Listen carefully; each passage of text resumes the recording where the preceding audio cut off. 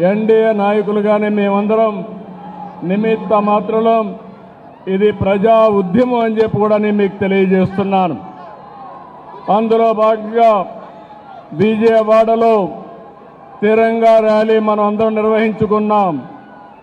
ఉగ్రవాదంపై పోరులో మన రక్షణ దళాల పోరాటానికి సెల్యూట్ చేస్తున్నాను.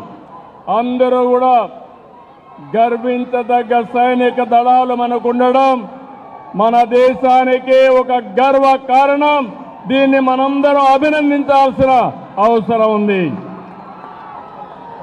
జాతీయ జెండా చూడగానే అత్యంతమైన ఉత్సాహం, ఉద్వేగం, దేశభక్తి మనందరిలో వస్తా ఉందంటే ఆ జాతీయ జెండా